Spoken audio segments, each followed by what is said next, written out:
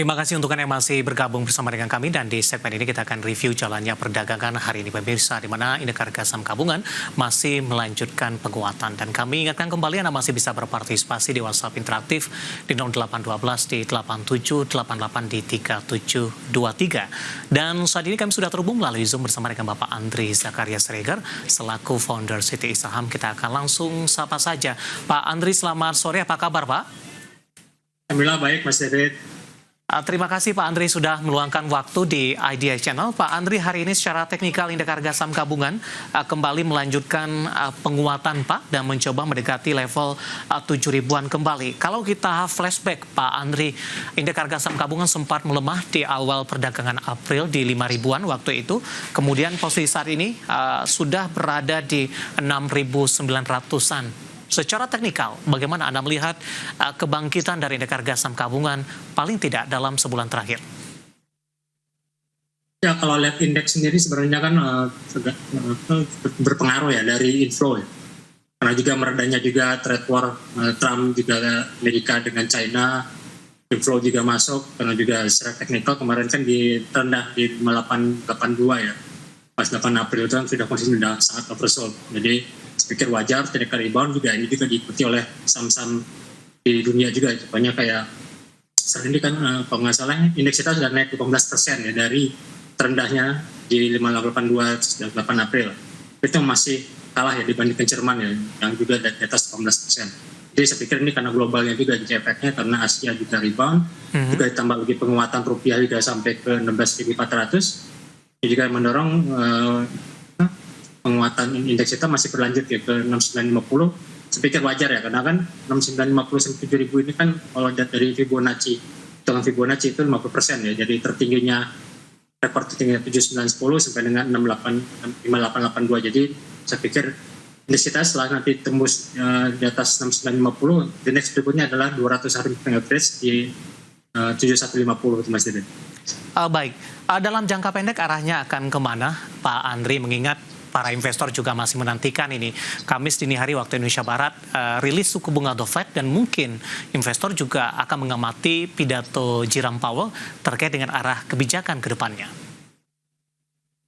Ya, kalau dilihat secara keseluruhan ya memang ini kita juga masih terpengaruh karena dari inflow dan juga sentimen globalnya juga. Dan juga The Fed saya pikir sudah didiskon ya. Kemungkinan juga akan menahan suku bunga. Karena kalau untuk memangkas bunga saya pikir untuk hari ini agak susah ya. Karena inflasi kemarin data PCE, ya price per index juga saya pikir tinggi ya. Ditambah lagi kan kemarin kenaikan harga gold ini kan juga memicu inflasi juga di Amerika juga. Jadi itu juga memberikan kekhawatiran meskipun ada desakan dari Presiden Trump ya. Meskipun tidak begitu mengakui, tapi untuk The Fed untuk memangkas bunga saya pikir belum waktunya lah ya. Mungkin minimal di kuartal 3 atau kuartal 4 The Fed untuk memangkas bunga di saat sekarang ekonomi semakin melambat dan juga inflasinya sudah mulai merangkak naik. Baik, dengan penguatan yang sudah cukup signifikan dari awal April hingga posisi saat ini Pak Andri, bagaimana Anda melihat posisi IHSG dalam jangka pendek dan menengah? Apakah downtrend kuat atau masih semi downtrend atau masih dalam mengarah ke uptrend ini? Paling tidak jangka pendek dan juga jangka menengah, Pak. Ya, kalau untuk jangka pendek ya saya pikir kondisinya sudah overbought ya. Mungkin kalau itu sudah mahal. Karena beberapa saham sudah naik lebih dari antara 20 sampai 30% ya. Mayoritas setelah kemarin merilis kalau keuangan kuartal pertama ya, rata-rata 20 sampai 30%. Bahkan mungkin kalau lihat sini Antam udah hampir 100% ya dari bottom 400 sekarang sudah 2000 hampir 2.800 jadi hampir 100% ya. Jadi sama juga dengan BK. Jadi sama-sama banyak saham-saham di bursa IHSG ini sekarang saya pikir masih murah ya, contohnya di sektor properti, juga ada sektor dari infra, dari sektor juga dari industrial. Dan sekarang ini kan indeks kita naik cuma karena didorong oleh tiga sektor ya, energi, basic material terutama dari logam dan juga dari chemical, ditambah juga dengan sektor dari finance ya, mungkin yang karena rata sudah naik di atas 10-20% gitu Mas. Baik, di perdagangan hari ini rotasi pergerakan sektoral juga tidak signifikan Pak. Seperti Bapak katakan tadi, barang baku energi hari ini, terutama di sesi pertama siang tadi, masih menjadi penopang terbesar indeks harga saham gabungan. Di tengah kenaikan harga komoditas emas, momentum ini tampaknya dimanfaatkan oleh para emiten yang berada di sektor ini. Salah satunya Antam. Kita akan coba ulas Antam Pak. Hari ini melaju kencang di 8,27%, 2750. Intraday hari ini 2780 dan tampaknya juga sudah menyentuh ke level tertingginya paling tidak dalam 1 tahun lebih terakhir ini, Pak Andri. Dari sisi kinerja, laba, kemudian pendapatan naik sangat signifikan, kemudian juga akan melakukan ekspansi. Bagaimana Anda melihat posisi Antam sampai sejauh ini dan rekomendasinya? Dan kebetulan juga sudah ada pertanyaan masuk, Bapak Purnomo menanyakan Antam resisten selanjutnya. Silakan Pak Andri. Ya, kalau Antam sebenarnya lebih dari harga komoditasnya. Jadi seperti saya bilang waktu juga, memang kalau lihat harga emas kemarin waktu di 2.600 sampai 3.000 ya, waktu masih di $3.000 waktu masih di 2 bulan yang lalu. Cuma Antam itu memang harusnya harga sekarang ya, 2.600 sampai 3.000-an. Apalagi sekarang ini harga emas masih menanjak lagi. Sekarang ini resistnya kan gold ini kan di 3.500. Sedang juga akan tembus sama dekat ini ya, meskipun masih konsolidasi. Tapi kalau misalnya target kita masih kita naikkan sekarang harga emas ke 3.700 sampai 4.400. Jadi artinya ya Antam berarti masih bisa menuju ke 3.000 sampai dengan 3.400 yang itu dilihat baru dari komoditas emas, belum dengan nikelnya. Jadi kalau nikel bisa naik di atas $20.000 per metric ton, ya saya pikir kira-kira nanti kuartal 2 akan lebih dahsyat lagi nanti pendapatannya dan juga labanya ya, karena harga kemarin kan yang pertama itu kan harga average-nya masih harga emas masih di antara 2.500 sampai 2.800. Ini belum termasuk yang sekarang, harga sekarang di 2.500.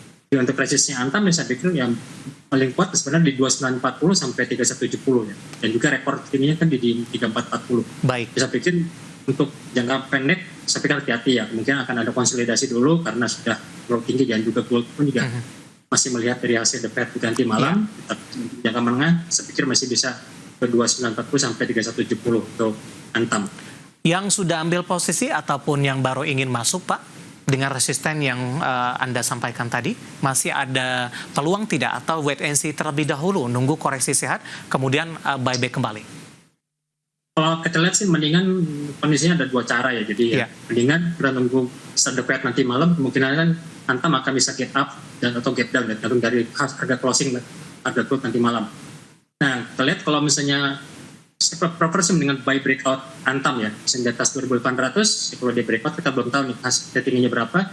Kalau dia buy breakout di atas resist hari ini, ya high hari ini bisa menuju ke 2940 sampai 3.100. Tapi kalau ternyata pas opening besok turun, ya mendingan kita cegat lagi di antara 2.500 sampai 2.600an ya. Karena kan Antam itu kan sebenarnya sudah tembus ya, resistnya di 200 untuk trend line-nya ya, trend line bullishnya.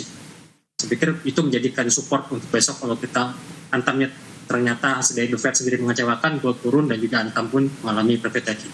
Baik, dari Antam kita coba bergeser Pak ke MDKA. Hari ini juga melanjutkan penguatan di atas 4%, sudah di 1.855. Sementara intraday hari ini sempat ke 1.900-an Pak Andri. Ya, MDKA juga sama, juga saham yang lagging kan. Juga sama seperti kayak Antam ya. Kita juga kan mantau dan juga kita juga sudah akumulasi ya Antam dari beberapa bulan lalu. Dan juga MDKA ini, karena Pak emas ini trennya masih naik, jadi kita manfaatkan karena kemarin terendahnya kan waktu 8 April itu kan MDKA di 1040, sekarang udah naik sampai 1890, jadi hampir seperti Antam dan naik lebih dari 80% dalam waktu cuma 1 bulan. Ya, jadi artinya ini juga memberikan peluang. The next resistnya sebenarnya tadi udah tembus 1795 ya, jadi resistnya di by technical itu harusnya menuju resist berikutnya di 2030 sampai 2300 untuk MDKA. Jadi selama masih di atas 1795 saya pikir ya sama seperti Antam ya trennya masih tetap naik. Baik, Pak Andri singkat saja Pak, dengan memanfaatkan momentum yang ada saat ini, barang baku sudah mengalami kenaikan dalam beberapa hari terakhir. Ada tips dan strategi tidak Pak, terutama bagi para investor dalam mengamankan posisi profit yang sudah ada?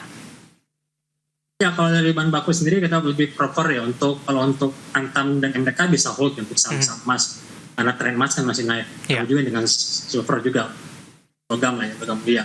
Tapi kalau untuk mencari saham yang murah ya prefer ke chemical, contohnya ke TPIA, juga sudah breakout resistnya tadi 8775, NIKP juga Tekim juga masih rate murah ya, ke 5.000-an ya, bisa switching ke sana dan juga bisa mungkin yang sekarang lagi bagus mungkin dari kinerja laporan keuangan adalah Jeva dan juga Polri ya, Jeva Mujahidin.